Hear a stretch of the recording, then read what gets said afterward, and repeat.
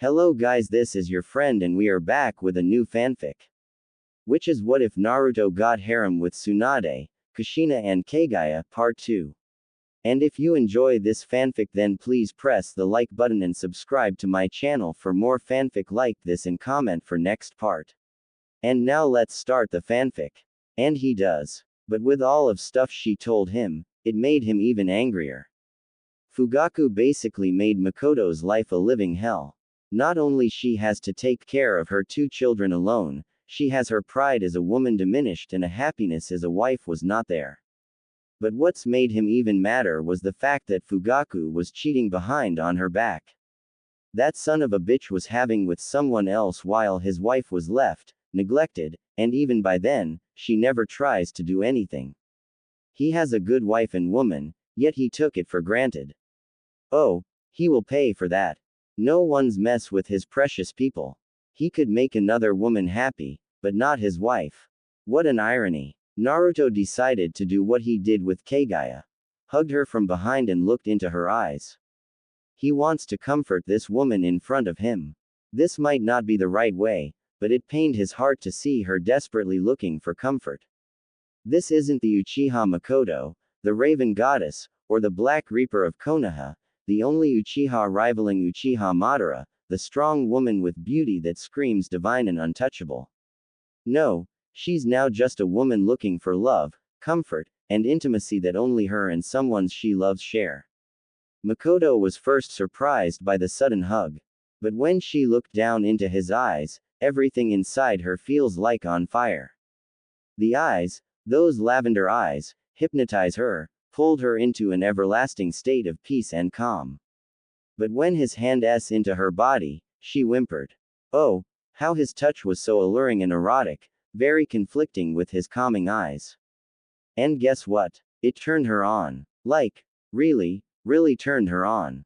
Oh, how his hand touched some of her body, a seemingly innocent touch, but how his hands moved are really suggestive. How she imagined herself to be touched on those places like that, with passion and love by the person she loved the most.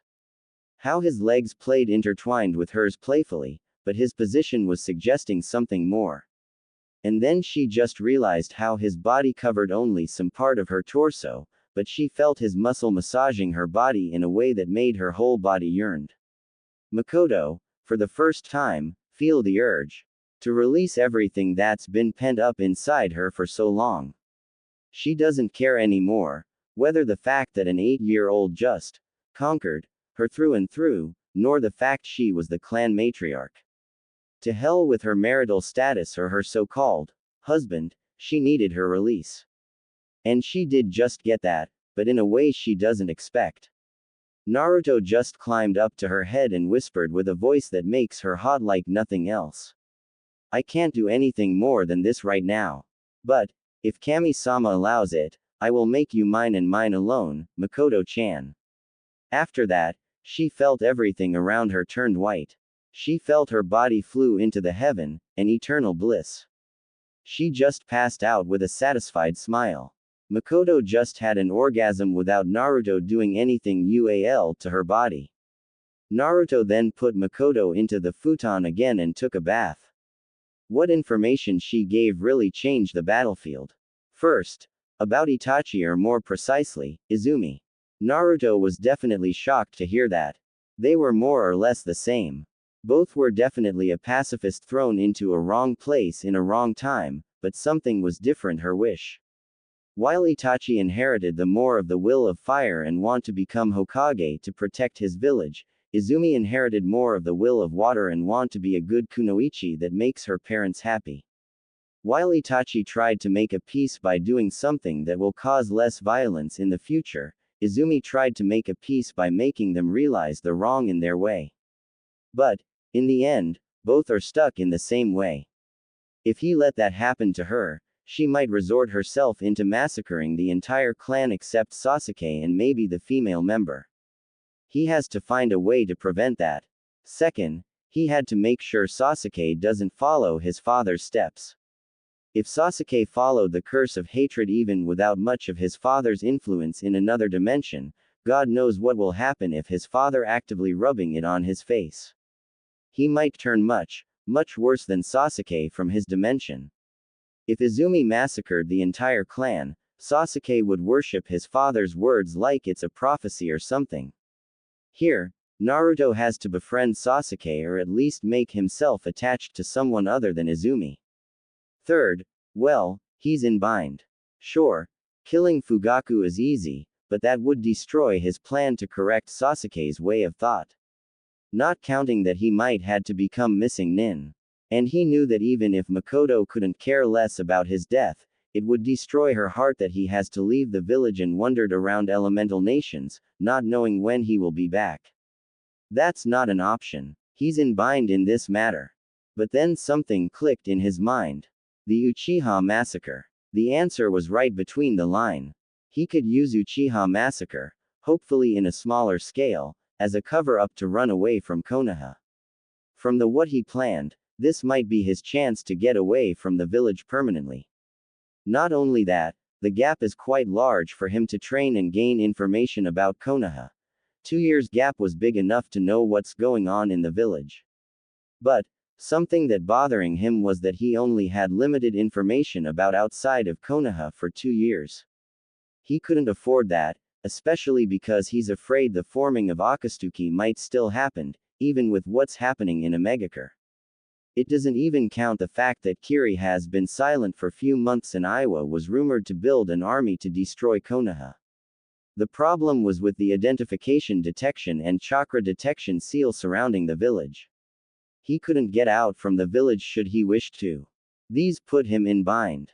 If only there's a way to get out of the village without physically moving out of the village, be it a teleportation or something, then even bend space and time. Wait, that's it. Hiraishin. Naruto thought excitedly. He could tag a caravan or container that heads out from the village and use them as a beacon for his Hiraishin. Fortunately, he knew the seal behind Hiraishin. But, that's the only advanced seal he knows. He mentally noted to go to Uzushiogakure as soon as possible. Even if there's nothing to learn there, he still could get Makoto to teach him Fuinjutsu. She herself was a level 9, probably 10 seal master, almost rivaling Minato, but still quite not there with Kushina. But that was good enough for him. He decided to go to the depth of training ground 44, the Forest of Death, to train himself, knowing that probably only Anko was there. He used Shunshin and head towards there. Inside the Forest of Death. After Naruto arrived, he immediately got to work. Taju Kage Bunshin no Jutsu, he yelled and summoned his shadow clones. What he didn't expect was the numbers of clones he spawned. Holy shit, that's a lot of clones, he thought. With his old chakra control and level, he might only spawn 2,000 clones using 80% of his chakra. But this is beyond insanity. With perfect chakra control and denser chakra, he could spawn 12,000 clones. That's right. 12 mothering thousands of clones. And guess what? He only used 50% of his chakra. I already told you that, didn't I?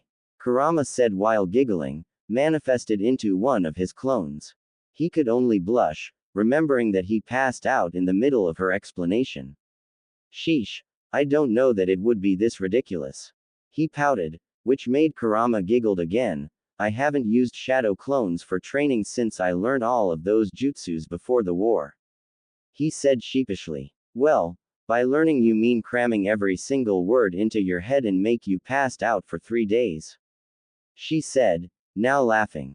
It took him a chakra enchanted punch by Sakura to make him realize it was a stupid idea. Well, at least he knows every ninjutsu, taijutsu, genjutsu, kenjutsu, kinjutsu to the very basic.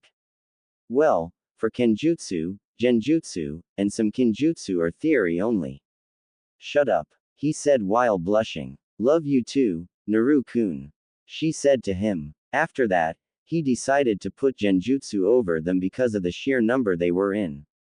Genjutsu. Cycle of Day. Genjutsu. Domain of Ouroboros. Genjutsu. Darkness of the Damned. After he put the genjutsus, he then went through some hand seals and yelled, water release, stream of million eels. In a mile radius, A ring of water with a width of 5 feet appeared with a speed that only can be described as million of eels. The water was so light that really precise chakra control is needed.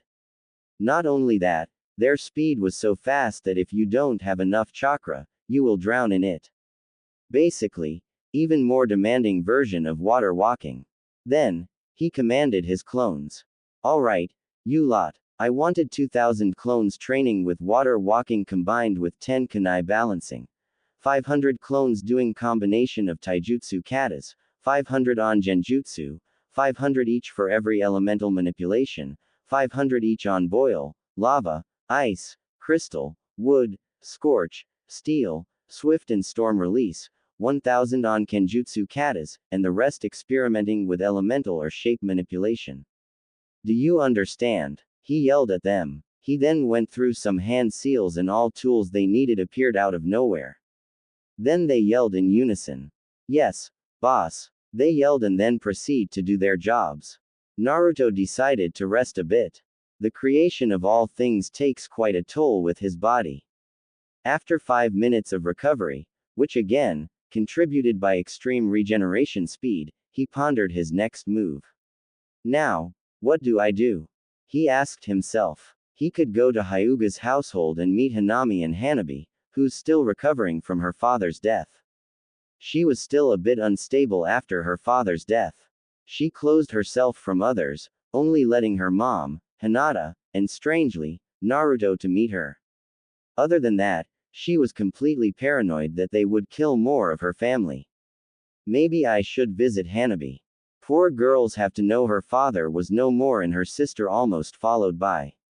Not only that, those damn elders tried to provoke Hanabi to hate her sister by feeding her lies. He thought. Yup. Definitely going to Hyuga's. He can't let her innocent soul got tainted by the greed of the elder. Steeling himself, he headed towards Hyuga's household. Hyuga's household. A woman with dark blue hair was making a tea. She stood in 5 feet 4, and has a body that only Hyuga's women could possess. White, smooth skin with no blemishes. Heart-shaped face with everything perfect in it, complemented with their unique white eyes with no pupil. Her F-cup and perfect, firm behind was hidden in a modest, long white kimono. She was Hanami Hyuga, Hyuga's matriarch. She was just finished another pointless meeting with the elders. Well, more precisely it was yelling battle between them. She sighed deeply. Ha, those meetings are really not that useful. Now I know why Hiyashi-kun never liked them in the first place. They always asked something to strengthen their position and turned us into puppets. Not only that, they seemed to take interest towards Hanabi-chan, she thought. She knew that Hizashi also thought the same in this matter. They both the quality, but the elder won't change their way of thought. So, every time they decided to do these meetings, they decided to ask if there's any replacement for Hiyashi, before the branch house voted for Hizashi and the main house voted for her, and then it continues to screaming battle that probably only Haruno could do. Not that it really matters to her. The only thing that really bothers her was Hanabi. Hanabi's the one who took it the worst. Of course, after the incident, Hinata always blamed herself that her father died. But, Hanami could bring her back and set her right again. Hanabi. Oh, that poor girl. Only 5 years old and she had to know that her father was no more. She already tried to cover up the incident by not involving Hinata in it. She doesn't have a heart to see Hanabi hating her own sister for something that she's also the victim. Thankfully, there's a boy who seems to cheer Hanabi a lot whenever he visited. Uzumaki-san, she said quietly. The clan, in general, hated him except her family and many of branch members. After the Kumo incident, which most of them only known her savior as the mysterious man, she gets to know him more from that day. Many of them hated and feared him by just the fact he contained Kyuubi. Of course, knowing how seals work, she knew that Kyuubi won't be out if someone didn't set it off. More than that, he seems to be an orphan that was unlucky enough to have Kyuubi sealed inside him, other than Hokage's daughters. She doesn't really know why Kushina didn't take a custody for him, considering that he's an Uzumaki, granted that he's only half-blood Uzumaki or so.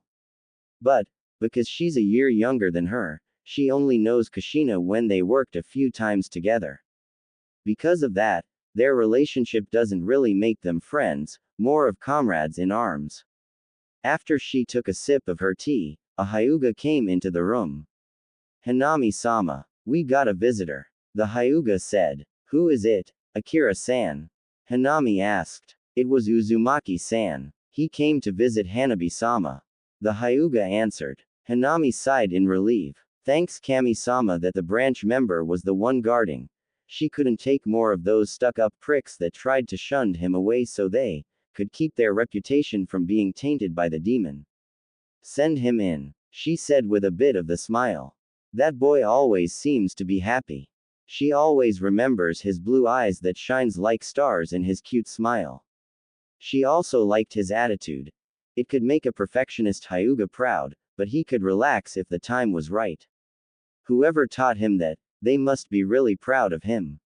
After a moment, Naruto appeared in front of the room. Good day to you, Hanami-sama. He said and bowed a bit. She also bowed a bit. Is Hanabi-chan here today? I wanted to play with her. Of course. She smiled a bit and said, as usual, she's in the room, waiting for you. Thank you very much for the information and hospitality today, Hanami-sama. He bowed again. She only smiled at his gesture. After that, he started to walk towards Hanabi's room. Out of nowhere, an idea appeared. A crazy idea. That could work, she thought while inwardly giggling. This ought to be interesting. Inside Hyuga's household, Naruto strolled his way to Hanabi's room while taking in the scenery. He's been in clans, home, and knew what they looked like, but it still caught him off guard that what he called a mini village is just an entire compound for a clan. I have to say though, Hyuga's compound is definitely one of my dream places. I mean, their house, the nature and the architecture blended so well. Not mentioning a huge fish pond, a big forest, simple enough layout to remember, but complex on the inside. Always had a blast whenever I went to explore their compound. Naruto thought. He already visited all of Clan's house compound in young age, but only few truly rivaled the Hyugas and their peer. Well, those kinds of complexes are only owned by Kage of a hidden village, daimyo, or only some of the most prestigious clans in elemental nations. These kinds of complexes are filled with above 600 people to even 2,000 peoples. Well, except the Senjus. Speaking of the Senju, where's Tsunade Ba-chan? I haven't seen her in any of my memory. He thought. With his photographic memory, the chance of him missing a clip or two about her is almost zero. He saw Shizune in the memory a few times, especially in his sister's birthday, which only made out two possibilities. Either she didn't take Shizune as her apprentice, which is very unlikely because Shizune talked a lot about her, or she just somehow learned medical jutsu by herself, which again very unlikely because the way she healed Kasumi and Minami after their spars is mostly the same as Shizune from his world. This left him really confused. I mean, there's no way Minato didn't ask her to be their godmother, along with Ero Sennin. I have to look for her later. I can only hope for her the best right now. He thought. He recalled that she and his mother was close, both in this world and his world. If Kushina was having a baby, much less a triplet, he's sure she would be ecstatic to know and take care of him, her. It made him chuckle a little. Despite being a bit of an alcoholic and have an incurable addiction to gambling, she was still a woman in her heart. He shook his thought off and then continued his walk. He thought about what he would do with Hanabi. He wanted to clear this problem once and for all. The girl was really suffering because of it, and he knew that sooner or later, she might snap and bend towards what the elder wanted. He made a mental note to cut those old fools. Not saying that he didn't respect old people, in fact he does. He remembered when he was young, many of those elders, on the civilian side at least doesn't do anything to him. Note that he was saying the civilian side, which was ironic because the younger generation was on the other side of the spectrum. The elder from Shinobi's side really hated him. Well, Hate is not the word he would use, more of despise him. The Hyuga would always keep him away from even the faintest step on their front gate, fearing that the demon would tarnish our name and lower our position, while the Uchiha would even goes as far as attacking him. But the one he hated the most is the Elder Council. Shimura Danzo immediately came into his mind.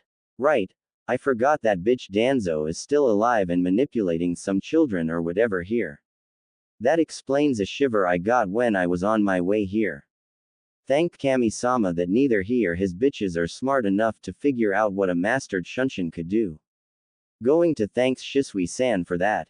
He thought. He sometimes still wonders why Shisui would have a thought of, alright, I want people to know me with my freaking E-class ninjutsu turned into SSS ranked kinjutsu which could bring the end of humanity by moving very fast. Yup, that's what I want, let alone actually did that. Back to the topic. He knew Danzo pulled some strings in the event inside and outside of Konoha. But, with how this dimension goes and how Minato acted based from his memory, he knew either Danzo is even more daring now because they both wanted the best for the village, or Danzo was outplayed by him, which was completely possible, judging by his own experience.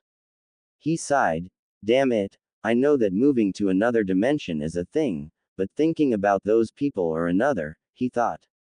He's still completely clueless about how many things change there. He needed to go to the library as soon as he can. After he arrived, he stood on the front door. He inhaled deeply and knocked on the door. Nothing. He tried to knock the door again. The same happened. He tried to call her. Hanabi-chan, it's me, Naruto.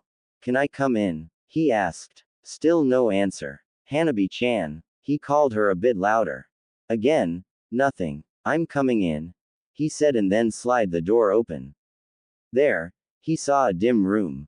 He was surprised. Was Hanabi out in the park or somewhere? He asked himself. But then, he sensed a movement from her room. Naruto then tried to look for the source and found that it was from her bed. He then just realized something or someone was covered in her blanket. He closed the door and approached the blanket slowly. Using his enhanced hearing, he heard a low sob escaped.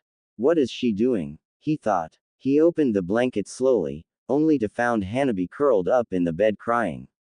He wanted to call her but then. Naruto ni-sama, you liar.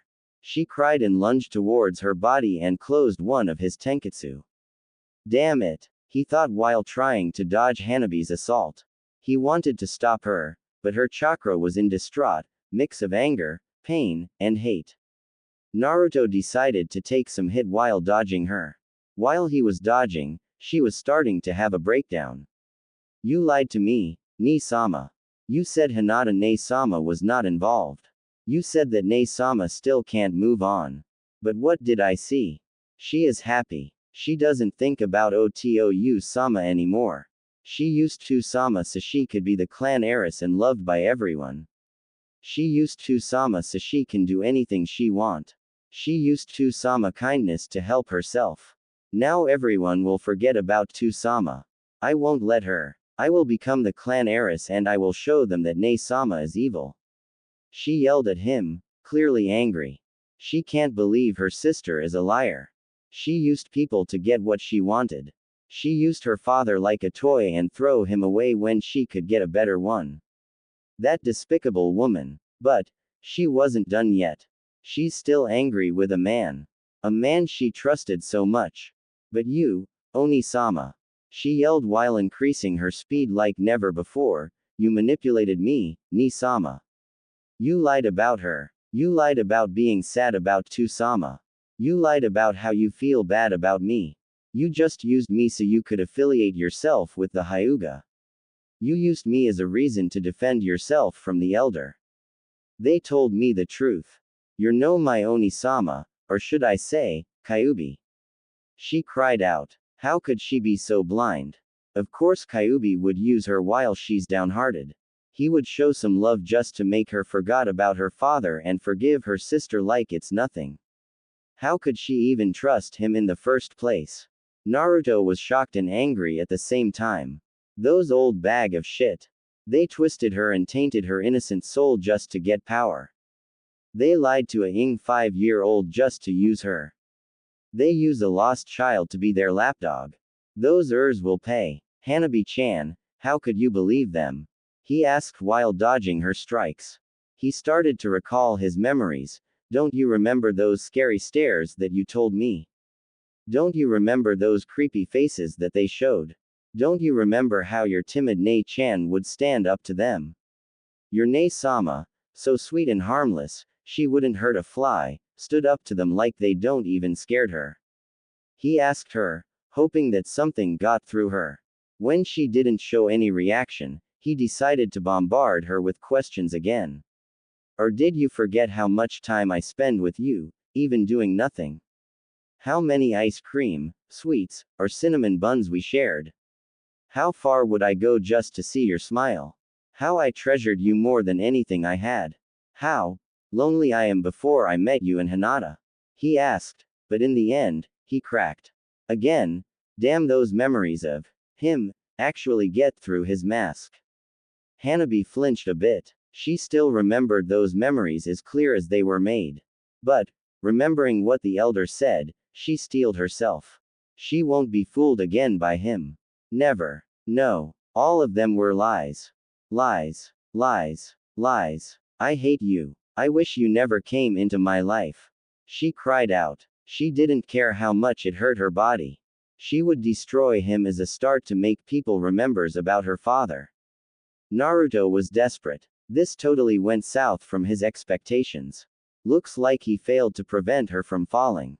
He has an option, but he rather not to. It was cruel, it was manipulative, it was devious. Do it, Naru-kun. Kurama said. Seeing that Naruto won't do it, she continued, this called for psychological attack, Naru-kun. You know that nothing would get through a child's mind if they wanted to. I also don't want to do this.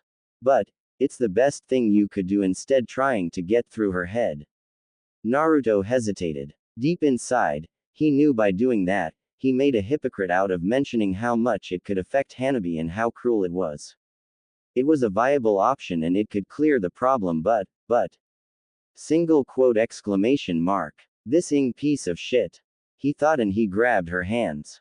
Hanabi struggled to escape from his grasp, before Naruto whispered in a heartbroken tone, a mixture of his acting and his remorse, Hanabi-chan, if that's really what you want, I won't bother you again, never again, but remember one thing, last thing that I wanted you to hear, don't give yourself to hate, they will only cause you pain, he said to her.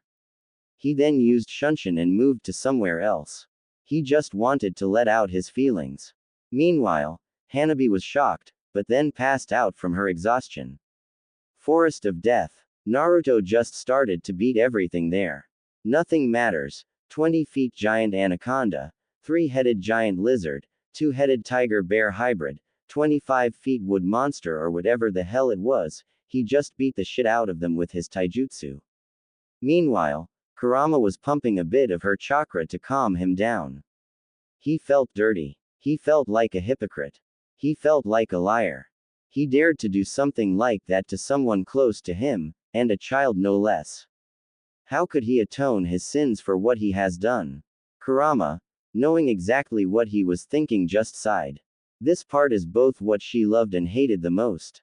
He's too compassionate, too kind, too pure even after all things that happened with him. She knew that Naruto was never the manipulative kind.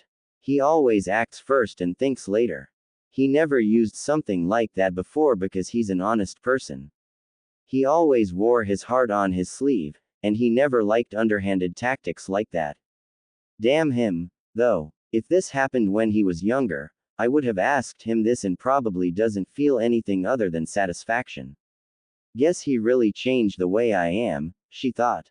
Naruto changed her from such a degree of hate into actually caring for someone else that she personally didn't knew. She could have told Naruto to do the same with Hanabi. The problem was the time and how he had to gamble with luck. It took Naruto no less than 5 years to have that relationship with her, and if everything that she thought came into reality, she had to make him finish this problem as soon as possible. Not counting that Hanabi, as far as she remembered, was average kunoichi at best. Not saying she's mediocre, but her history isn't as colorful as Naruto, or even Hinata. I know it was insidious, Naru-kun. I know you hated with your guts to do something like this.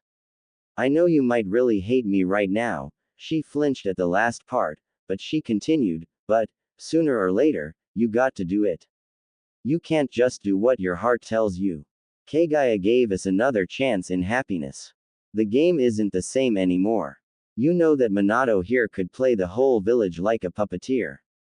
There will be cases in the future where you had to resort to your talking. I don't like to know that I'm manipulating someone's close to you, let alone a 5-year-old, but this called for it. Kurama said to him. She knew that in order for Naruto to gain his happiness there, he had to stood up to Minato. She knew that Minato is one sly fox, even in their dimension. With this one where he could manipulate the whole village while gaining advantage to his own, no doubt that Minato got some cards under his sleeve to control Konoha even further. Naruto just continued to pounce everything around him. He knew that this bound to happen, whether he likes it or not. After the improvement he got, his logic always worked first. He can't be the Naruto who ignored the consequences and does everything to his heart desire.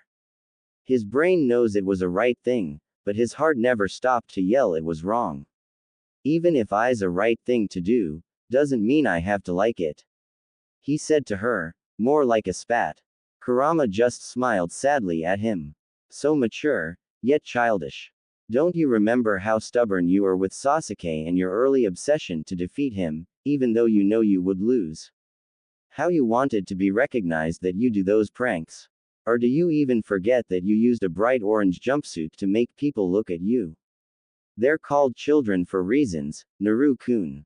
They are obnoxious, does the stupidest thing, gullible, always looking attention, always looking for praises because they're pure and untainted. We as their environment, created what the children will be. You grown up like that because what people around you did. The same as she is now. You can't just expect a 5-year-old to understand nor think that far. The only thing you could do is by showing her that you actually care about her. In the end, it's her decision to trust you or not. Advised her. From even the first time chakra existed, she knew that a human child is just the most intriguing thing that Kami-sama had given to them.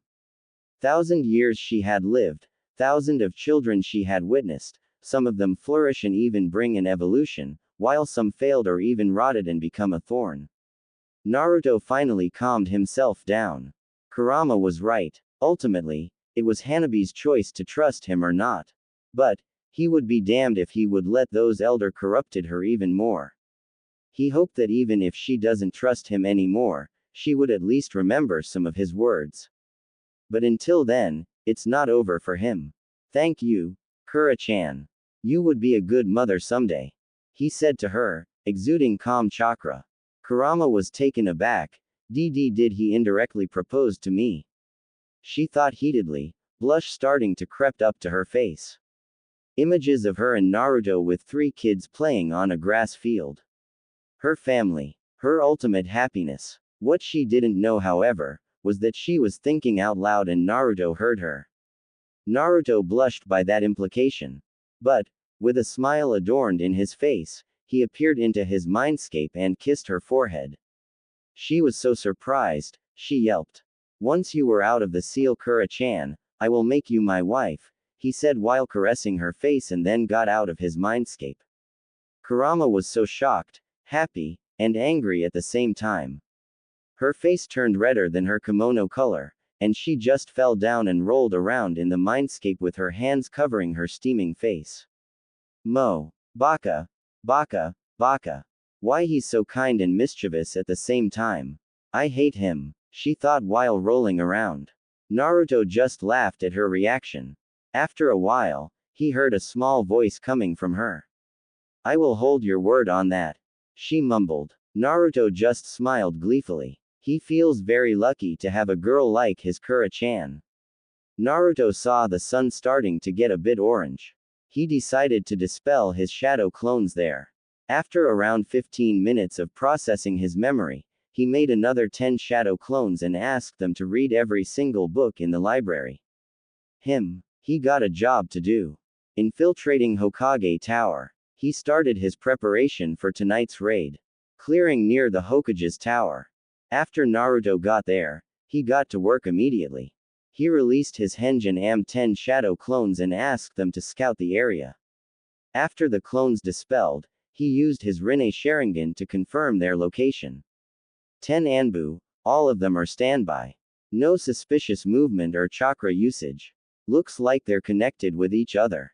I have to knock them out first. He thought. He made 10 elemental clones and said, alright, if any of you got detected, just dispel or use elemental shunshin to get away from there. When I spike my chakra a bit, knock them out with your Senbon. Make sure they're out for a while. If any of them were about to gain their consciousness, dispel yourself from there. Understood? Yes, boss. They answered and moved to their location. He then pulled out a kunai and cut a bit of his finger. After a bit of the blood was collected, he went through some hand seals. Blood clone, he said, and a clone of him appeared. Be a good actor, okay. I expect a surprise coming from you. He said and smirked at him. Yes, boss. He smirked back at him and moved out. Real Naruto moved closer to the tower, and then used a jutsu. Earth release. Earth spear, he said and punched the ground. He detected some movement, but all of them were cut off short after that. Alright, let's infiltrate it from the rooftop, and then head straight toward the archives. He thought. After Pain's attack, he was lucky enough to witness the rebuilding of the tower, including its blueprint. Because of that, he knows that there's a small trap door that can be used for emergency door. The door was sealed with a blood seal, something that's easy to bypass. Who would have thought their Hokage's son was going to infiltrate his dad's workplace? After he went through the small area, he arrived at the training ground 0, Hokage's personal training ground. After that, he went through the training ground and to back of the armory. There, he found a door. He knew that the door was rigged with chakra identification seal, voice recognition seal, memory identification seal, and yet another blood seal. He might not pass all of those seals, if only not because of this one seal. The sound of sirens was heard. One of the seals immediately glowed, sign of being activated. With perfect henge, perfect chakra control and tuning, and his blood, he passed those seals. After that, he made 10 shadow clones and commanded them to read all of it and to tell him if there's something interesting. He proceeded to activated his Rinne Sharingan and read any scroll he could grab. He read the scroll of seals, Warring Period Journal, to even Shadaime Hokage's personal journal. Thanks to his improved brain, he couldn't die from memory overload. He was there for around 2 hours or so. He wanted to lash out because all the information that he got from the archive. He felt that his blood boiled from reading many of them. But, he was disturbed by the memory of one of his shadow clones. One of the Anbu was getting up. But, he couldn't help but smirk so wide it hurt his jaw. The genius. The absolute madman. After leaving a Hiraishin mark on one particular folder, he used Hiraishin and get his out of there. Oh, how nobody could be wiser to know it was a one-man show. At the back of his apartment.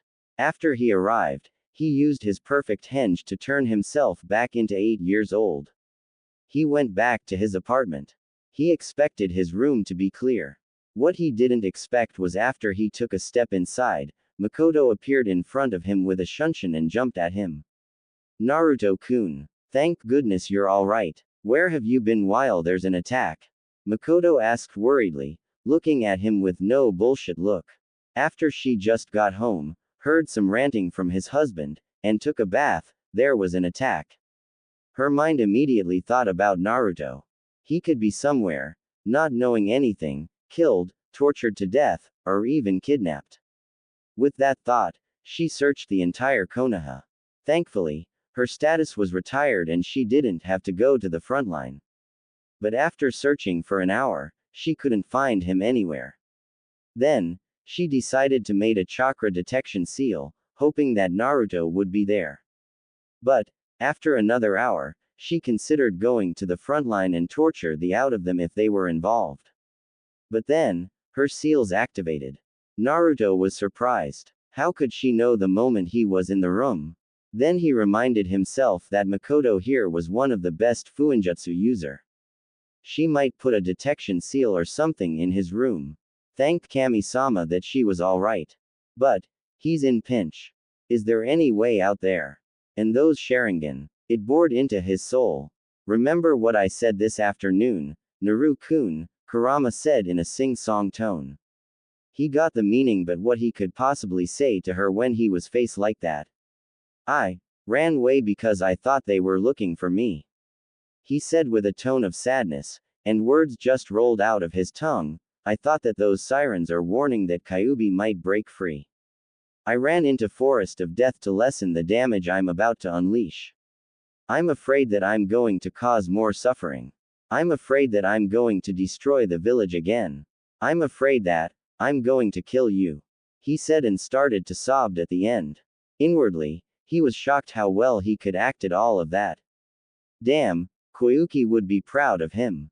Makoto just stared at him. Of course he doesn't know anything about Fuinjutsu, let alone 8 trigram seals. He had to run all the way to the Forest of Death weighted by something that shouldn't be him. He was scared that he thought that he might bring another tragedy to the village. He was scared because he thought he would kill her. Naruto then continued his oh-so-tragic sob story worth OF 200,000 Ryo each show. I'm afraid that I had to saw you body, cold, lifeless, because of my hand. I don't want to lose those warm feelings, not again. No, he openly wept with his 3 galoon worth of crocodile tears. He should have been an actor in the first place. Damn him. Makoto saw that he's openly weeping, hugged him tightly. Damn her for not showing him some Fuinjutsu to reassure himself that Kyuubi won't came out unless he deliberately opened the seal. And he's an Uzumaki, damn it. Who kept away an Uzumaki from Fuinjutsu are either an idiot or they fear them that much. Shish, she whispered to his ear, Kyuubi won't came out if he wanted to. I already know and made sure of it. If you don't trust me, I will teach you Fuinjutsu starting tomorrow and you will know that it won't came out unless you want to. Naruto ended his fake crying and faked a sniffle. Really? Of course, she said while still patting his head. Thank you so much, he said happily and hugged her. Makoto felt a blush started to creep up to her face. She hugged him back and said, anything for you, Naruto-kun. I'm going to cash in that favor with Shizune. Makoto thought. After a while, they just stayed there and talking whatever topic came in their mind. After that, Makoto bid farewell to him and left his apartment. Immediately, he went to sleep to sort the shitstorm he got from the archives. Naruto Mindscape. When he appeared in his Mindscape, Kurama's already reading all the information, perceived as books in his Mindscape. Some of them had silver or gold mark in it. But, there's one book that colored bright red. He already knew the contents, but he decided to check it again and see if there's anything undermining from that particular book. There are 4 projects in there. The first one is Project Flower of the Sacrifice. The project was designed by Senju Hashirama as a way to jumpstart the start of Konoha. After experimenting with his battle with Madara and found out that Mokuton could suppress a Biju, Hashirama went and subdued all the Biju and basically make them all a bargaining chip. This project was designed to get as much bloodline limit as possible, gain as much resource as possible, and gained Konoha a buffer from another village's attack. This project was a huge success. Konoha gained many, if not all bloodline limit across elemental countries, a ton of jutsu scroll in their manipulation, and a guarantee that Konoha won't be attacked as long as Hashirama lived. Naruto hated this one. With their documentation and proof that the document was real, he found out that this Konoha was a much, much darker place. While scrolls, resource, and money could be given without any problem, the bloodline limit was gathered with much more cruelly. Hidden villages would send a team to do something on the border and Konoha Nin would kill the members and capture the bloodline users. After that, they would be confined in a special wood coffin that would only open if they need a breeding stock. This what caused Konoha to prevail on First Shinobi War, with their colorful bloodline limit. This later would inspire Kumo to do the same much later, albeit with smaller success rate. Kurama on the other hand, hated the fact that Biju were used as a bargaining chip. Not that it never crossed her mind that Hashirama might split the Biju for more than balance of power. Thankfully, Hashirama in their dimension is a good man at heart. This Hashirama, however, was not. The second one is Project Fox Den. The project was designed by Senju Tobarama to keep whoever Kyuubi Jinchuriki are in Konoha. This plan was approved by Shadaime Hokuge. Also, this project directly sub-linked the Project Vortex Breaker, the project where they would let Uzushiogakure to be destroyed and loot their ruins as their ally, and also Project Waterspout, where they will hold any surviving Uzumaki into Konoha. The sub-projects were made by Sarutobi Hiruzen. The plan in the Fox Den was including arranged marriage between Uzumaki Mito and Senju Hashirama, power as a noble clan in Konoha's council, and moving Uzumaki Kushina to the village. This project was considered a success. The sub-projects, however, were failure. They could give access to Uzushiogakure, but they didn't account the stubbornness of the Uzumaki and their loyalty to the village, which cause almost nothing was salvageable from the ruins. The loss of Uzumaki Mito because of stress was also quite a blow to Konoha's Fuinjutsu specialist, which was remedied by Uzumaki Kushina, the last of the royal Uzumaki. The interesting notes, however, was a rumor that an Uzumaki Mito actually lived and fled from to the village. This note was dismissed because when Root went through all the suspects and checked their memories, it turned out to be false. Naruto was boiling with anger after he reread it again. Those Urs let his village got destroyed and wanted to pillage their home. How dare they? They dared to try stealing from his village and went as far as betraying their own allied. All for the sakes of power. Oh, he knows his new goal. He would destroy this Ing village if that's the last thing he would do. Kurama, however, was more interested to the fact that Mito was alive. Nobody knows except her and Mito herself that she's the one behind Edo Tensei creation. It's possible that Mito knew what's going on and improved it to such an extent she could cheat death, considering the circumstances. Though, she agreed to blast this rotten village to oblivion. And she will do it gladly. The third one was Project Kit. This project was devised by Sarutobi Hiruzen to make Kushina stayed and had a child there. Because Kushina didn't like living there and as the result, being distant and cold, Hiruzen made this covert operation to keep Uzumaki bloodline running. This plan was then given to Namikaze Minato as a long-term mission. This plan was a success. Kushina fell in love with Minato and he had 3 kids. Oh, how both of them wanted to go straight to that bastard Minato and torture him as long as he lived. They found out that there are 3 seals on Kushina to made her their breeding stock. They are Emotion Control Seal, Mind Control Seal, and a Tenketsu Overload Seal. And when did he put them, you ask? Well, it was on that mothering kidnapping day. Their supposed to be romantic moment turned out to be fake. All of it. How dare he control her emotions and thought? How dare that bastard? And that leads nicely to 4th project, Project Shadow Fox. This project was designed by Namikaze Minato to improve Neo Uzumaki bloodline. By giving away Kyuubi chakra to both his daughter, their chakra coils would eventually change, thus giving them Kyuubi-sized chakra along some bloodline limit given through being Kyuubi Jinchuriki that could be passed on to their kids. Naruto at this point, is actively clamping his mouth just not to curse that Hokage son of a bitch. Again, he put additional seals to Kushina. Memory Suppression Seal, Emotion Trigger Seal, and Dead Man Trigger Seal. As if those seals are not enough to enslave her. Even Kasumi and Minami got some seals on them. Memory Suppression Seals, Emotion Trigger Seals, Memory Modification Seal for Kasumi and Memory Redirector Seal for Minami, Tenketsu Suppressor Seals and yet again another Dead Man Switch Seals. And guess what?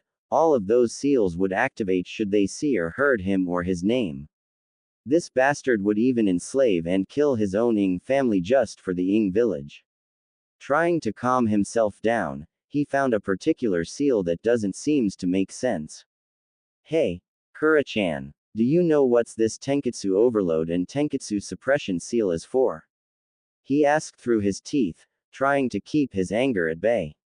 Kurama, after hearing those words, snapped, that bastard put a seal into a Tenketsu on top of their heads.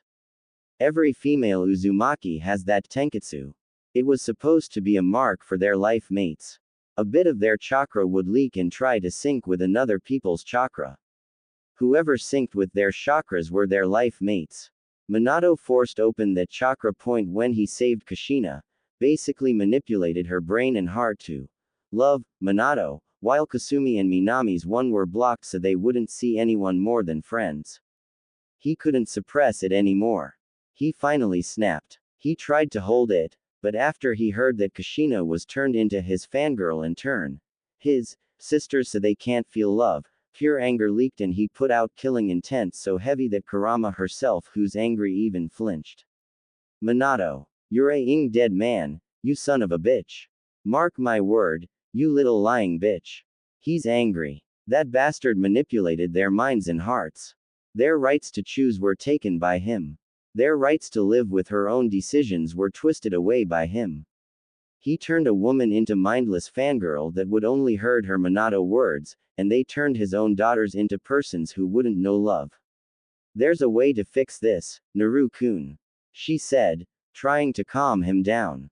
After hearing the word, fix, he put his full attention to her. How? He asked simply. We could nullify the seal's effect.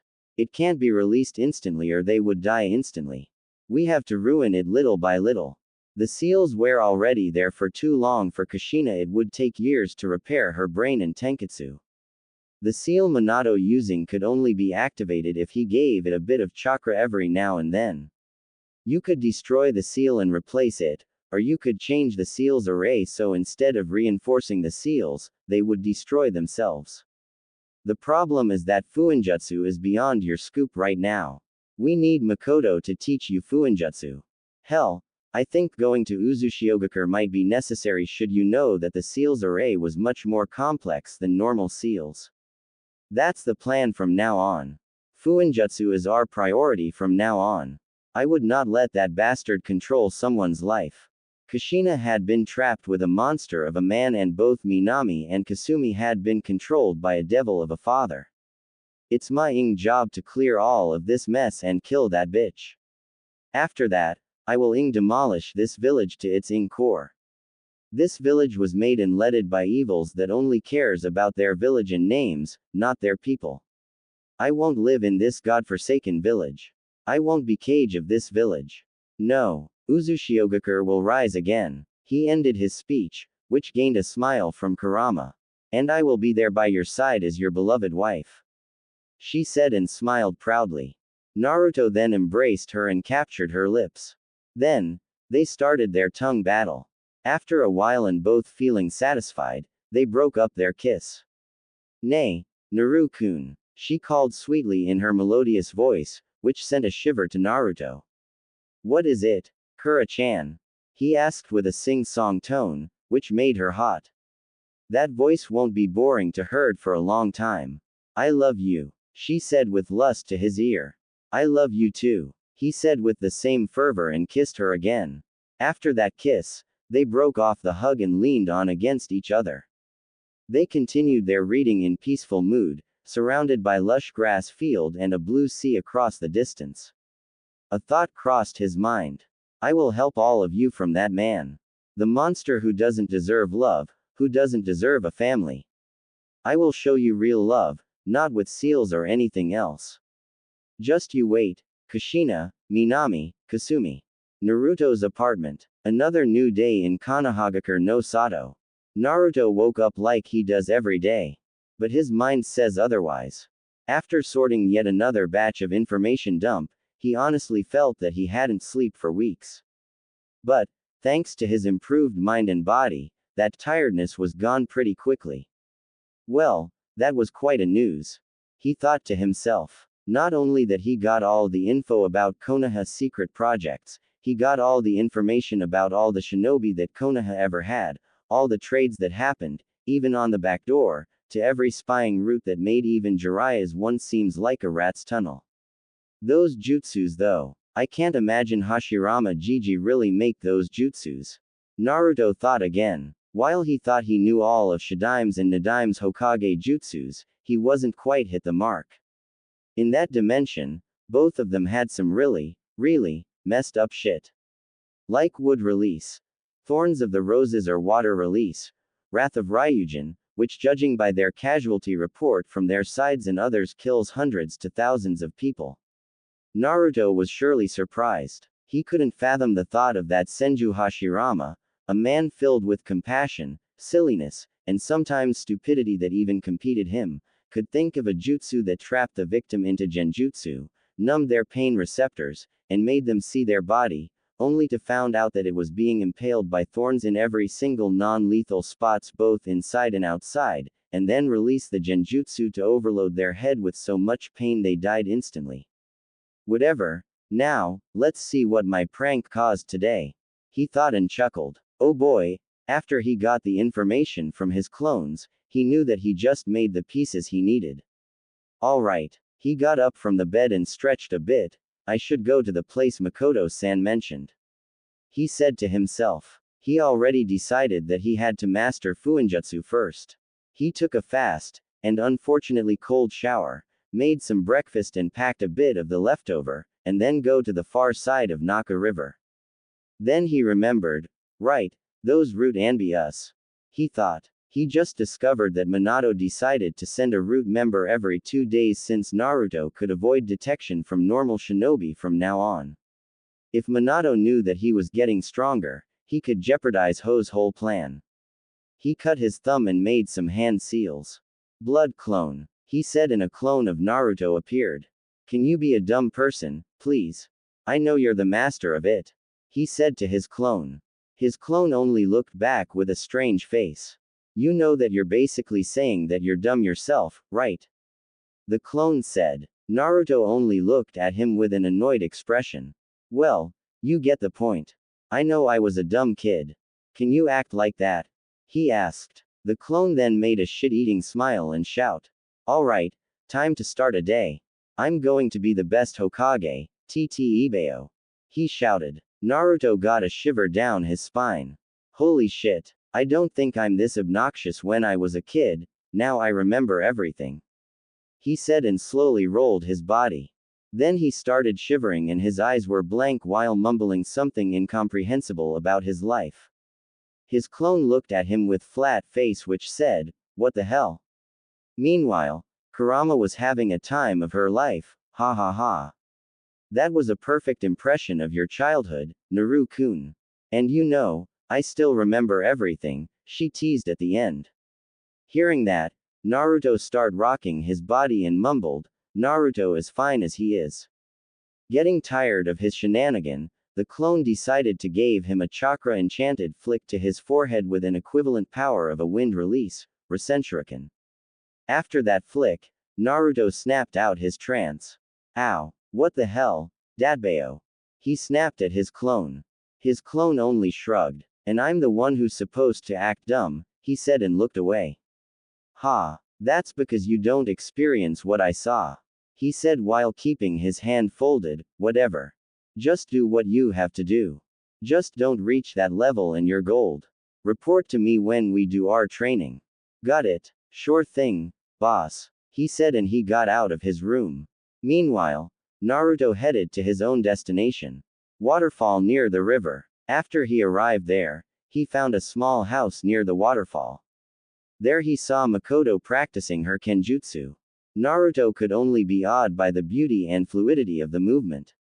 Every strike of her ninjutsu is clean and beautiful, like a dance.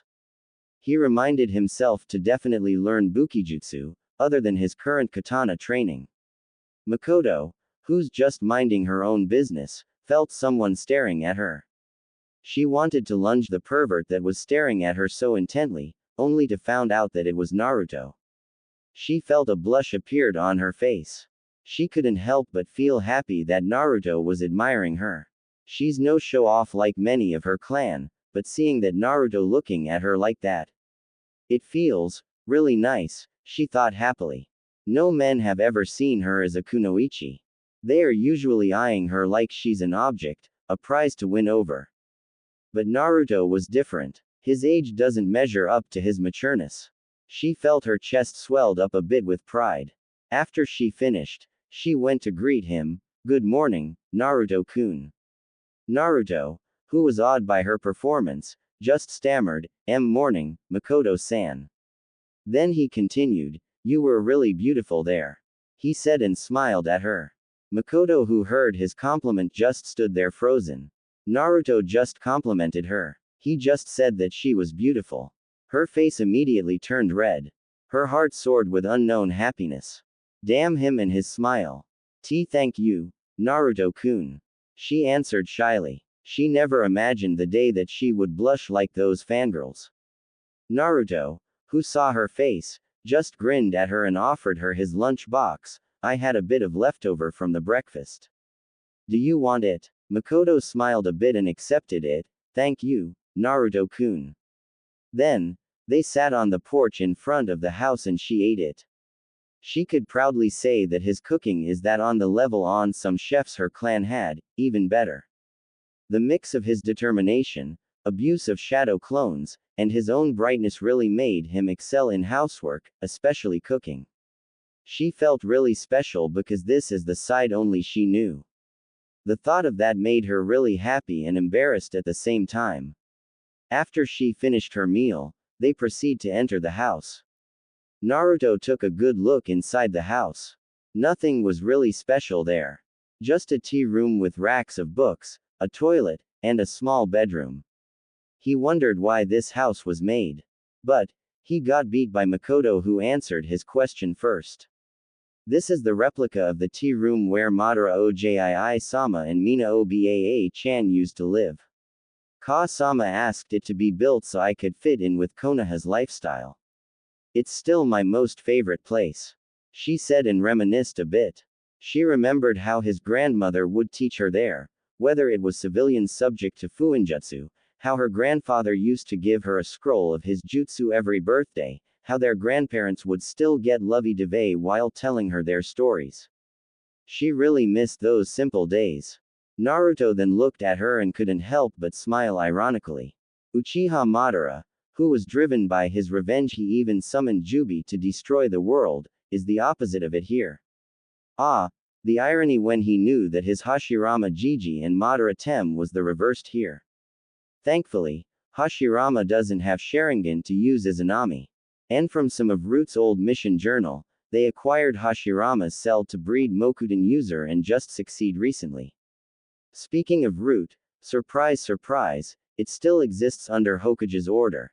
That little shit Danzo died because he tried to overtake the Hokage's seat, only to be killed by Minato after he got framed of kidnapping children. At least, he doesn't have to worry about his Kotoamatsukami, which could mess up his plan. But again, Minato could also try to do what Danzo did. I really like this place. It feels so comfy and relaxing, he said while looking around. Thank you, she said and then walked to the room. Then, she gave him a stack of books about fuinjutsu with brush and ink ready on the table. He read the book like there's no tomorrow. After he grasped the concept, he tried to draw a simple storage seal. It immediately worked when he put a kunai in it. Wow, that's amazing, Naruto-kun. A storage seal in the first try. Makoto said amazed. Even among the Uzumaki, her grandmother said that getting a seal to work on their first try was plain insane.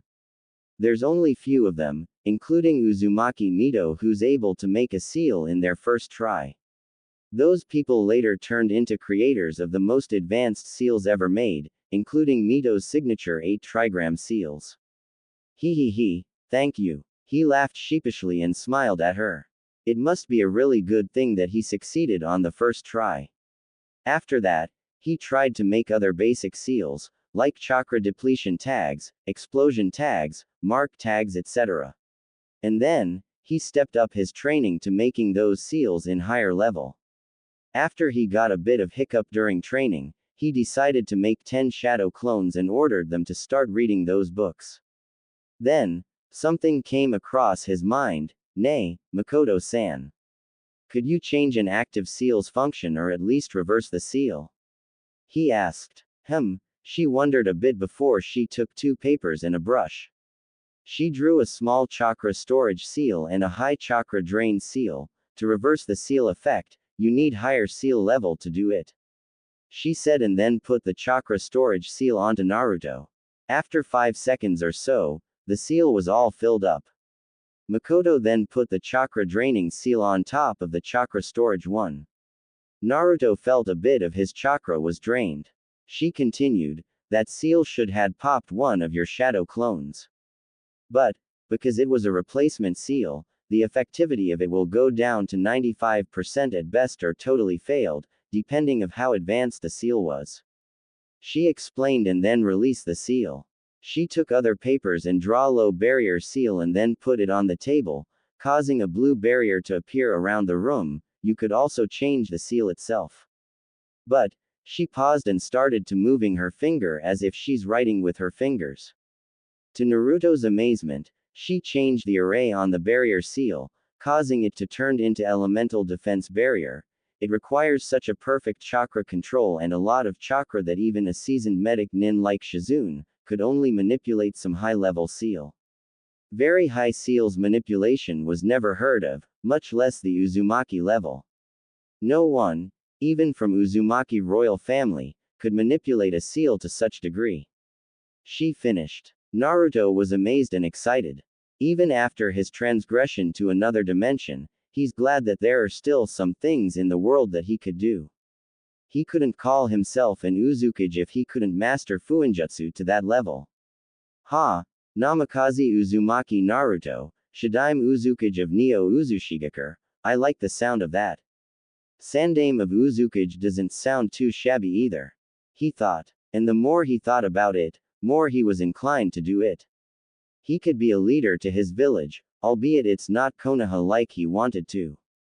But he can provide a home for those who's been affected by shinobi wars, rebuild his own clan, and most importantly, protect his loved ones and everyone around them. Such thought made him more amped up than before. He made another 10 shadow clones and ordered half of them to read more books and another half to practice using chakra only. He's really getting into it. His mind was thinking every second about what combinations would work, or how to make it more devastating or complex. Makoto, on the other hand, was surprised with how much Naruto has done only hours after he started. Holy damn, was he a prodigy on another level. She didn't expect a medium-level complex seals, let alone a medium chakra one in a day. And judging from his pacing, he could reach the high-level complex seals in few days. She could only imagine how advanced he would be if he was given time in few years or so. She was witnessing a Fuinjutsu master in making. Wow, only 8 years old and he is already this far. How far can you go, Naruto-kun, she thought. She decided to put more effort on her seal making. It's been a long time since anyone get her pumped on making seals. Kushina, other than her secret lineage and utter disgust to actually step on Namikaze Uzumaki household, was busy training her daughters. Minato, she won't even think about it. She made 3 shadow clones and then starting to make new seals. Both of them were in their own world, discussing about seals. That's until Naruto got hit by the sunlight. It's already afternoon. Remembered about his schedule, he started to tidy up the books and gathered his work of the day. Going somewhere, Naruto-kun? Makoto asked curiously. Yes, I do. I want to visit Hanabi-chan. Hyuga-sama asked me to console her and to make sure she's alright. She has been quite unstable recently, and I will be damned if I can't help her. He said with determination. Oh, Makoto could only nod on that matter. Truly, she was a bit jealous. Izumi was really busy being an Anbu, so they have never met before. And Sasuke, unfortunately, is closer to his father, meaning he's not interested. So, there's no reason he would ever visit her house. But her woman's intuition said otherwise. It's because of Hanami Hyuga. Oh, who she's kidding. Hanami Hyuga, mother of Konoha, was her nickname. Kind and soft-spoken, combined with Naruto's desperate need for affection, their match made in heaven. If only Naruto was a bit childish, she would have lost to her. She would sing him lullaby, gave him the best of everything, and treat him like a prince. She would smother him with her love, both literally and figuratively. Seriously, those F-Cups would do their job wonderfully. Naruto, seeing Makoto's face, noticed what she was thinking. It's not hard to see why she reacted like that. From his memory, he knew how exactly Hyuga Matriarch treated him. And to be honest, he had a little crush on Hanami. Don't worry, Makoto-san. I'll be back tomorrow if you want to. He said, trying to reassure her. Of course, Naruto-kun. You can stay here whenever you want. She said a bit too excitedly. Realizing what she did, she blushed in embarrassment. Naruto can only laugh on her action. That's great. Thank you, Makoto-chan. He said gratefully. Makoto could only blush from the nickname. See you tomorrow, Makoto-chan. He said and then left. Makoto stood there for seconds, and then pumped her fist while jumping. Hell yeah, now I can meet him every day. Hyuga's household. After he had his lunch, he went to Hyuga compound. He ran towards the entrance, only to be stopped by the guard. Halt. The Hyuga commanded. What are you doing here, demon? He asked with a condescending tone while glaring at him. Great. Main branch. Just what I needed, he thought, annoyed. Damn it, out of anyone that's in guard, it had to be the main branch that day. I just want to see Hanabi-chan. Why are you looking at me like that? He asked while glaring back. Truthfully, he could exude enough aura to alarm Konoha about another invasion. But, decided to hold back. Well, the other Hyuga said smugly, Hanabi-sama and the elder had personally asked us to keep your dirty presence from tainting our sacred ground. He boasted. So, you're out of luck, demon. The other said and looked down on him. Finally, Hanabi-sama finally gained wisdom and decided to purge the filth presence from their ground. Oh, how long they have waited to say that to that little bastard. Fine. He stomped away. Inside, he was thinking of how to get through the compound. They were just almost got raided, so he bet that the Hyuga spent quite a fortune to fortify their place with some Uzumaki seals. He didn't know what seals they had, so he decided that the only way in is through deception or some sort of trick. Wait, I can do genjutsu now, he thought while he just facepalmed at himself. He never used genjutsu, considering how shot his chakra control was. Now, he can use and make genjutsu. What genjutsu should I use? Wait, they're Hyuga. Of course, I know. He thought and giggled a bit at his mischievousness. Kurama, who knew what he was thinking, also giggled. Oh well, Naru-kun will always be Naru-kun. She thought and saw the scene unfolded. Naruto made a shadow clone and commanded him to use perfect henge. The clone turned into Meta Guy. The clone then used some genjutsu on him. The guard was guarding the gate, when they saw the green beast of Konoha suddenly appeared out of nowhere. Dynamic entry. He yelled on top of his lung. Both of them looked at the direction, only to feel annoyed by the presence of that man. Great, he said while looking away. State your business, Guy-san. He asked with sarcasm dripping in every letter. Good evening, my fellow shinobi. He said boisterously. I heard young Hanabi was training very hard. Hearing those news makes me want to do something spectacular. And how does that have to do with us, Guy-san? The other asked, not even paying any attention to him anymore. This man right here is probably the definition of annoying. Everything that he had done only screams tiring, useless, and ridiculous. Thank Kami that this man cannot reproduce by himself. The thought of another him sent scary shiver to their spine. I want to train her, of course. With the power of my training and her youthful energy, her youth would explode. He said and then laughed. The Hyuga let those thought in. Young Mistress Hanabi, with Gakuen style, dressed with that hideous green suit, large caterpillar-like eyebrow, and screaming youth everywhere she goes. No, not the young mistress. No, you can't, you abominable green man. Both of them yelled. But he ignored them. Time to start the training, young Hanabi.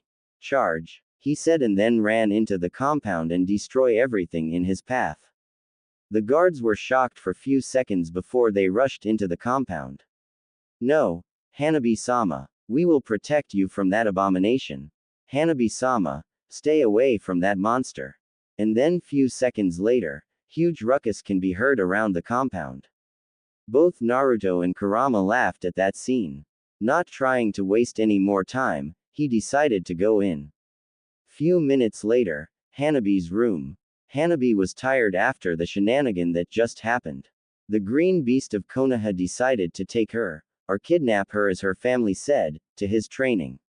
She wasn't really against it, but the majority of the main branch family decided to keep her in the maximum security room, which she admitted was a bit too ridiculous.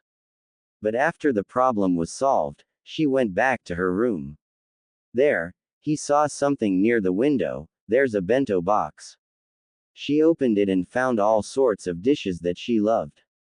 Not only the type, but the amount, decoration, color of the box, everything is perfect.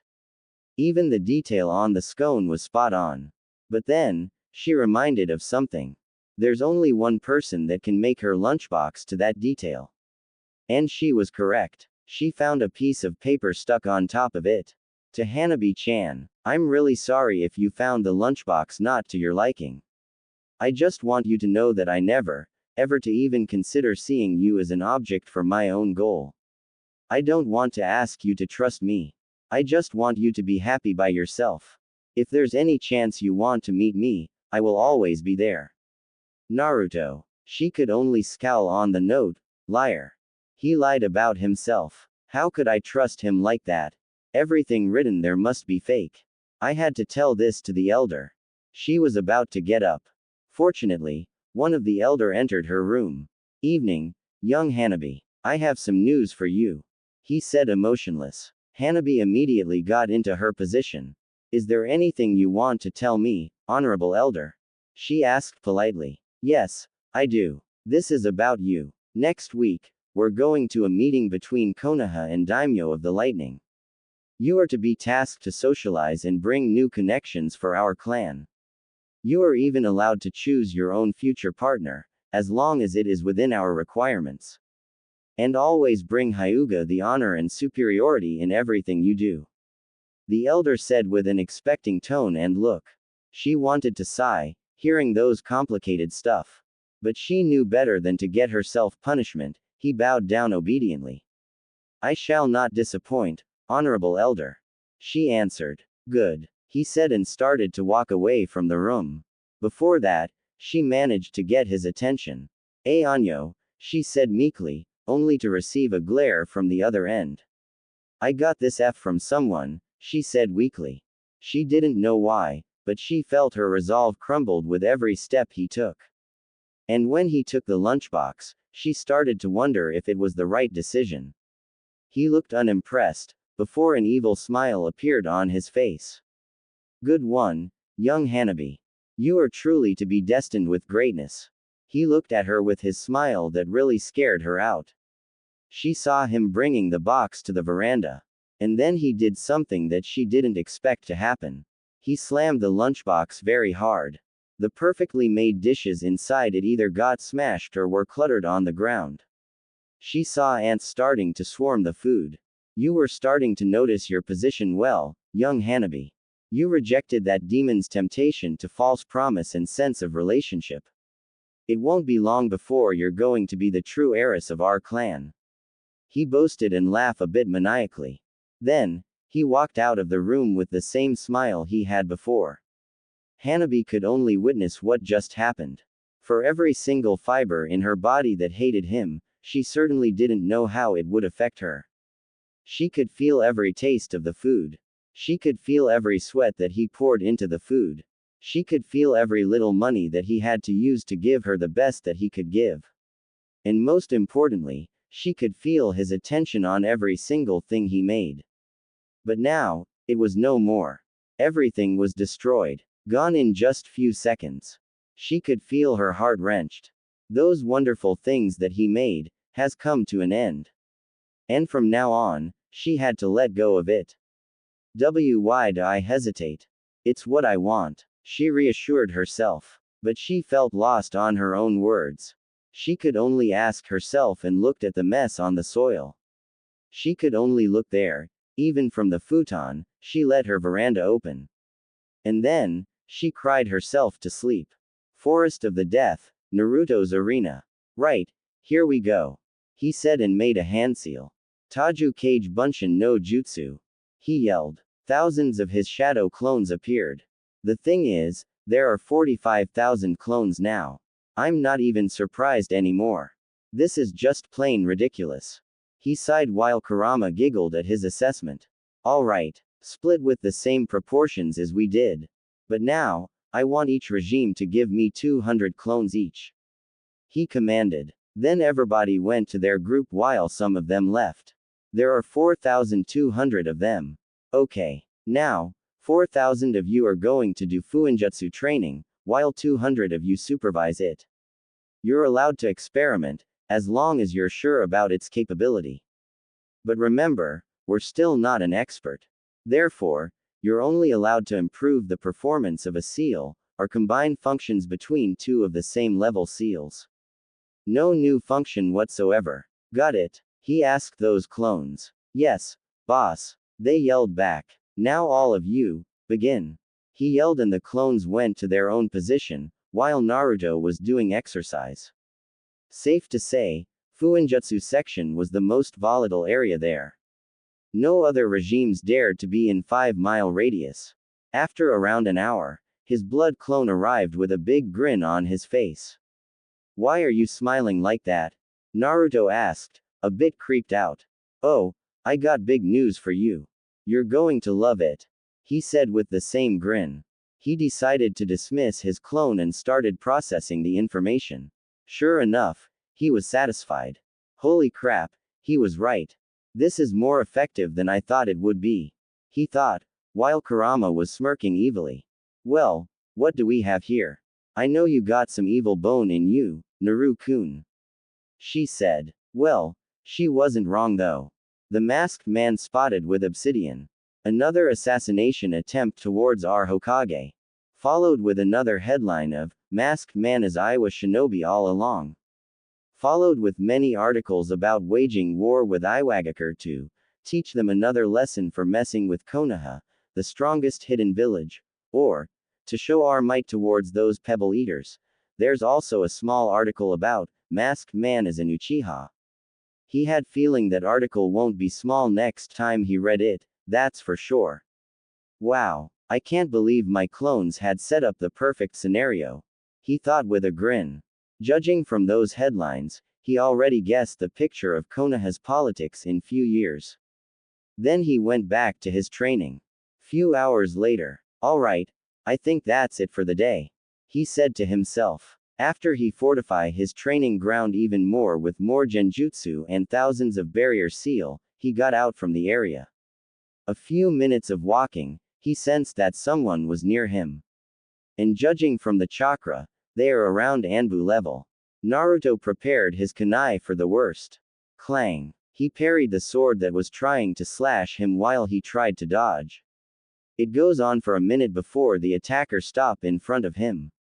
He considered to use his jutsu, only to find out it was actually Konoha Anbu. Wait.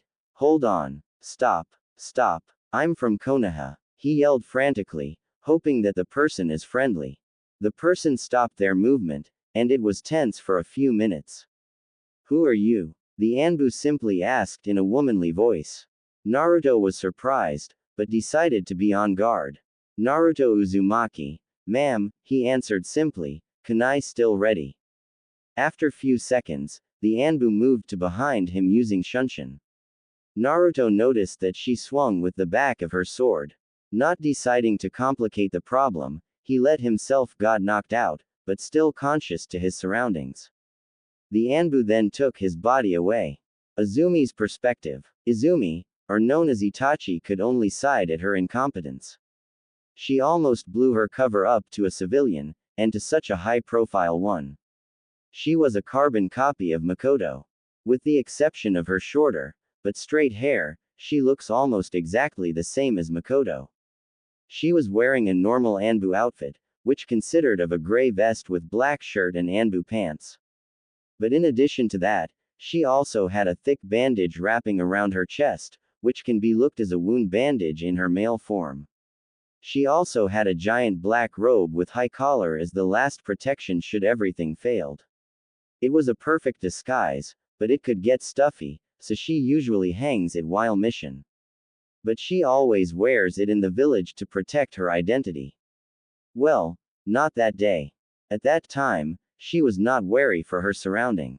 To be fair, it is in Konoha and nobody ever crossed or used Training Ground 44 due to its story and rumors surrounding it. So, she uses it as a personal training ground. At that time, she was training as usual and she wanted to head back. Then, she sensed someone near her. She didn't know whose chakra it was, so she decided to subjugate the person. Turns out, she didn't expect their counterattack.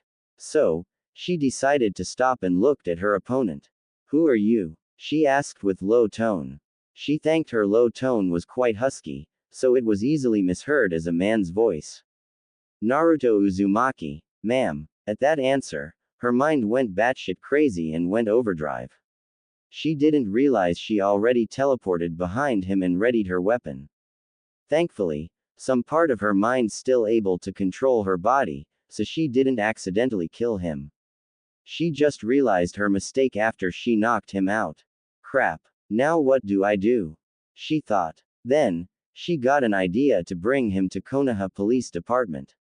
She grabbed him, brought out her coat, and properly applied her seal. She started jumping from tree to tree, while thinking about her victim. Naruto Uzumaki, or formerly known as Naruto Uzumaki Namikaze, the disowned son of the fourth Hokage and Kushina Uzumaki. More known as the Kyuubi or demon among Konoha's people. Rarely being in the village, she doesn't really know much about him. The only important information that she had to highlight was that he held Kyuubi's soul. Other than that, she doesn't know any story of his disownment, or how his life was. Being Hokage's former son, she assumed that he's still living a good life, although the disownment part really intrigued her about his past. Konoha Police Department, minutes later. After they arrived, she was saluted by two Uchiha who were standing by. Ignoring their gazes toward the boy, she entered the office. "Good evening, Itachi-san. What can I help you with?" the officer asked, also looking at the boy on her shoulder. "About this boy," he said, and show him Naruto's face. "Do you know where Naruto Uzumaki lived? I want to take him back to his house." The officer's face changed from disdain into an evil smirk. Well, Itachi-san. I do know where he resides. Shall we escort you there?" he said with a smug face. She was surprised. She knows well how they usually done nothing if Anbu was included in the job. This was out of ordinary. "May I know what the reason is?" he asked simply. The officer took a book from his drawer. It was Konoha Police Department's Law and Protocol. It's said here in Article 22 regarding military interference in civilian affair, subsection 3, that's written as, if Anbu were to unable to complete her task, police department shall provide them with a complement of officer with minimum of 1 junin, 2 chunin, or 1 chunin and 1 tokubetsu junin.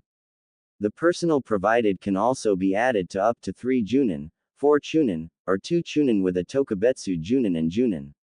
He recited. She was really suspicious by their behavior. Never, in her life, police of Konoha actually follows the protocol, let alone recite and remember it. But, due to its being the law, she can't help but to oblige to it. "Alright, assemble the team how you see fit," he said. She knew something really wrong was going, but as an Anbu, she can't just use her gut feeling as the reason to break the law. "As you wish, Itachi-san," the officer said. She put Naruto on one of the chairs and stood on the corner of the room. She started looking at his face. A bit too pale for normal person, but otherwise he's normal. She then noticed the whisker mark on his face. Probably something from being a Jinchuriki. She thought. She got a fair share of looking at other Jinchuriki, and she knows that there will be some abnormal trait they inherited from the Biju they have. Then, her eyes marveled to his jumpsuit. It was a bit dirty here and there, but otherwise it looks normal. Well, not the orange color though. Speak for yourself, though. My entire wardrobe is all dark blue or black. She thought and smiled a bit. And then she went back to his face. Something got her attention. She doesn't know why, but she can't help but notice to stare at it. And then she marveled the shapes and curves on his face. Something about it screams divine. Like the curvature is just unique, not in a bad way. For an 8-year-old, he's a looker. Kami-sama, what did I think about? I never ever thought about appearance, let alone about a male like that. She chided internally. Even after noticing her thought, she can't help but going back to look at his face again. She decided to look away, although with her cheeks getting a bit rosy. She was trying to get him out of her head until 4 people appeared. 2 Chunin, 1 Tokubetsu Junin, and another Junin. She raised her eyebrow. What the hell do they need to escort a civilian, a child no less, with full gear, including weapons? Sakachi squad, ready for duty. Shall we go, Itachi-san? The man asked, a bit too eager. She can't help but to question his motive. He raised his eyebrow and asked, what's with all the equipment, Junin-san? Oh, these, he asked innocently, that boy's residence is near the red light district. The area was known to be filled with criminals and ex-ninja. Were equipped to ensure that he reached safely. The Junin answered. She couldn't help but get even more anxious about this operation. But all of his reasoning is on the mission perimeter, so she couldn't do anything. He gave a nod and grabbed Naruto. He let the squad shunshin first, followed by him. Red light district, Naruto's room. After a few minutes, they reached their destination. Izumi just cannot believe her eyes. Hokage's former son, living in the central of red light district. Are you sure this is the location? He asked skeptically. Yes, it is. According to our intel, this is his place. Quite fitting for a demon like him. He said, whispering the latter. Unfortunately, she was still in shock so she couldn't catch his words. He then looked at them again with skepticism clearly shown on his face. The Junin only shrugged and brought out the intel. It's true, the data shown that he's registered here. She only gaped at the data. Meanwhile, Naruto was taken forcefully from her arms. That's what snapped her out of daze. What are you doing to him? He asked while glaring at the Junin. We're just doing our job, Itachi-sama. Konoha Police Force Operational Code 312 regarding unconscious escort, victim from ninja operation. It was stated that at minimum 2 officers have to be stationed near the person, and the rest guarding the access point that may lead to another harm or injury toward the person. The guarding Chunin said. Again, another anomaly in this operation. And again, she's not allowed to interfere with it. Even if her intuition said something fishy is going on. And because of her status as Anbu, she couldn't interfere with civilian affair, unless it's Hokage's order. She could only glare at the room as she slowly moving away from her location. She knew that something really wrong is going on behind this whole operation. Uchiha compound. After arriving at her house, she took off her sandal. I'm home, she called. Few seconds later, her mother greeted her back. Welcome home, Itachi-kun. How's your day? Makoto asked with a smile on her face. Nothing. But there's a little accident. He said while taking a pack of Pocky stick from his pouch.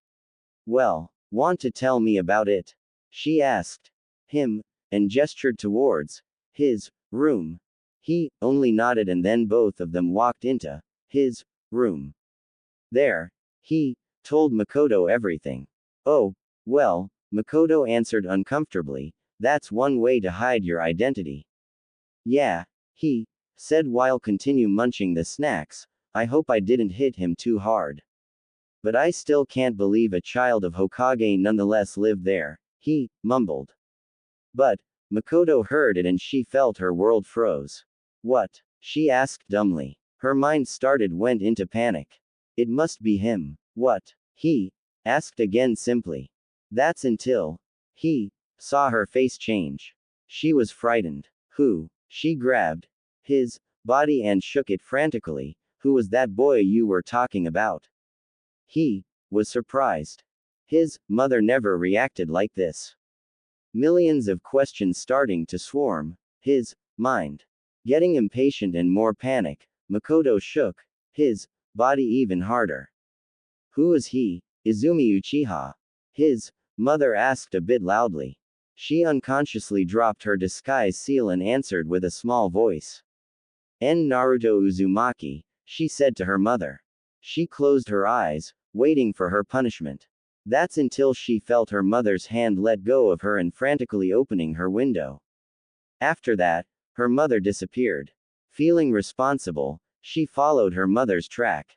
Konoha, nighttime. She has been following her mother for around 10 minutes and she started to get tired.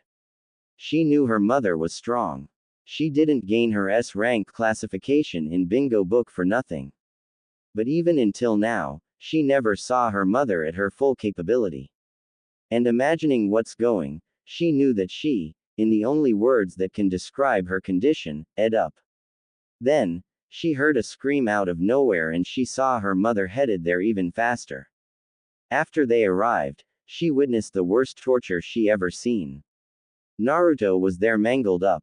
His body almost lost all blood in his body. Every joint or bone in his body had been cracked and he almost lost his arm. Get thee away from him, you monster. Her mother yelled and then formed some hand seals. Her mother formed a wall of fire surrounding him. The villager who didn't react fast enough, immediately burnt to crisp.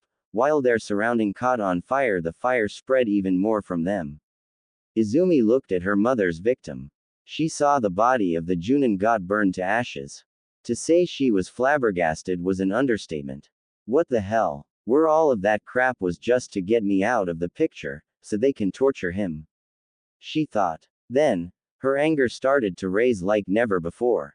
She never felt so disgusted and furious in her entire life.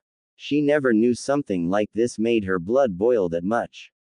She never knew that she could be angry not only as a ninja, or a person, but also as a woman. But before she could do anything, her mother had finished the job. The villagers dispersed and run away, while dead bodies just laid there. She then approached her mother and Naruto.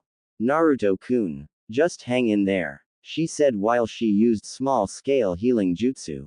She couldn't believe his mangled body slowly become whole again, as if there's no cut. After his body looked well enough, Makoto started to shunshin away. Izumi decided to follow her mother again.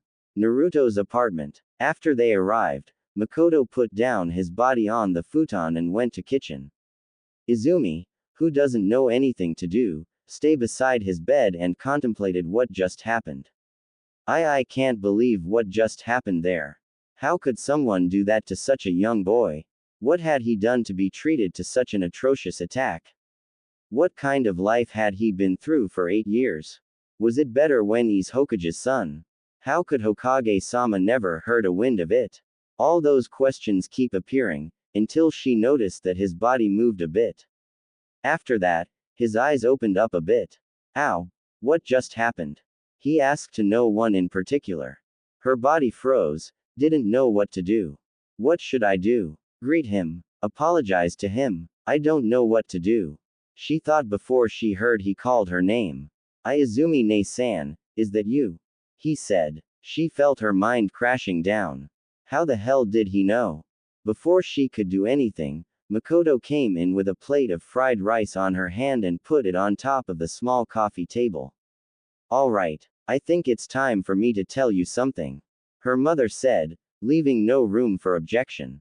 Makoto then told her everything she knew, while Naruto hungrily ate the dinner. After listening her mother's story, she had a blank stare on her face. What? She asked slowly. Why did Hokage-sama do such a thing? To be honest, I don't really know. It's probably decided by civilian council that somehow got passed, either by Daimyo-sama or that bastard himself. It could also be Minato doesn't want any bad reputation surrounding his name, knowing one of his family contains Kyuubi's soul, which is unbelievable. She spat at the end. Even now I still don't know what the hell happened to Kushina. She used to be so unpredictable, but now anytime Minato talked, she followed his words, letter to letter. She even said that she wanted to have a lot of children. But now, look at this. She disowned her own son who's still growing up. A child who still needs maternal love. A child who still want to feel joy. Suddenly, all of those are flushed out because her oh so honorable husband said so. And don't get me started on that Namikaze son of a bitch face with always smug face that I want to burn away with Amaterasu. She said while unconsciously activated her Mangekyo Sharingan. Izumi, once again was caught off guard with her mother's rage.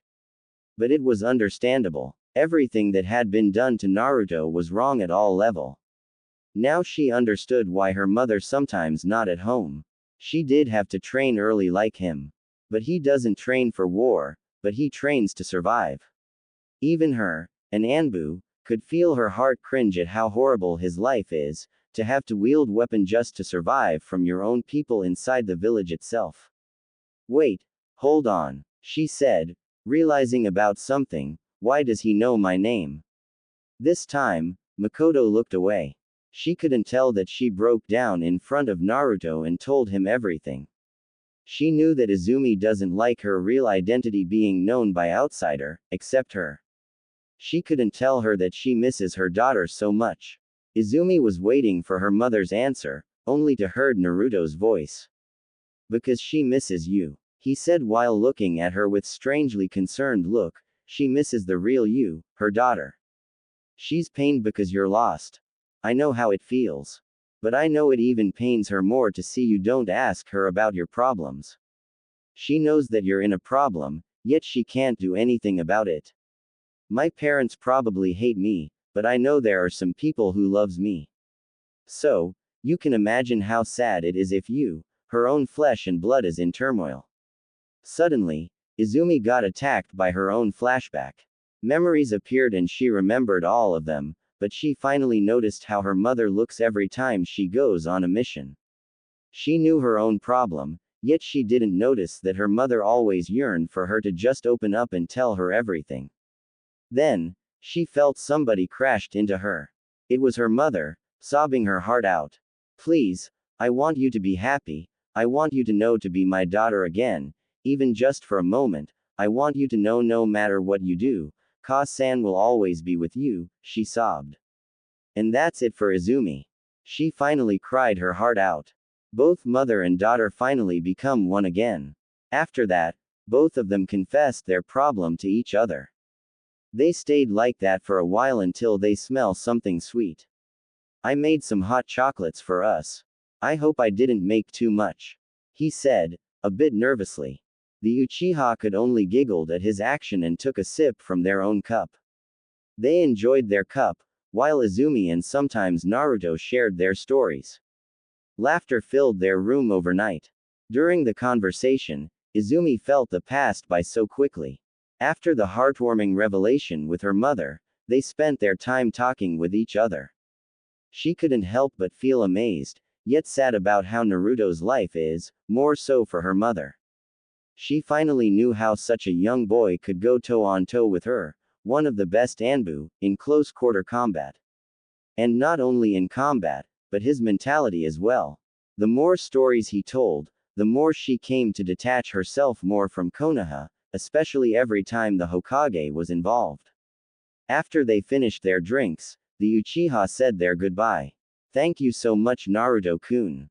I don't know how I could pay you back for such a favor. Makoto said happily, while Izumi smiled at him.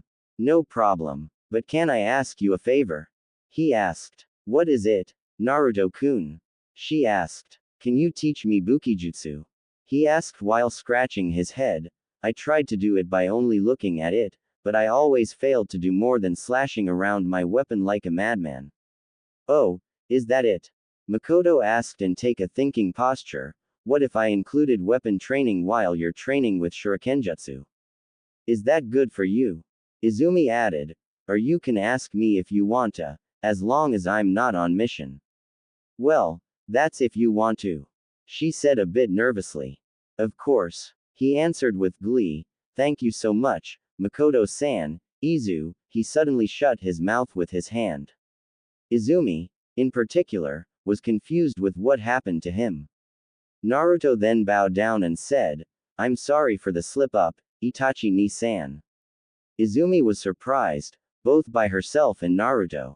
She would never let her mother call her by her real name, let alone stranger. But now, she felt really bad for forbidding that name to Naruto. She was also surprised with how much humility he has.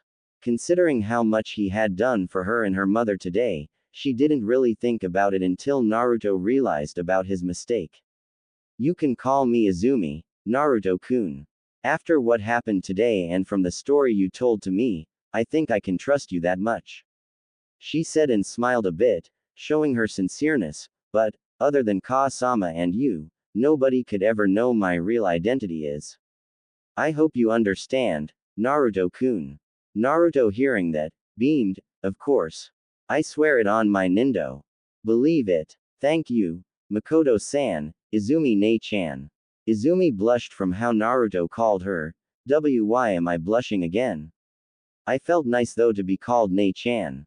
Makoto seen that face, and she was a bit jealous about it.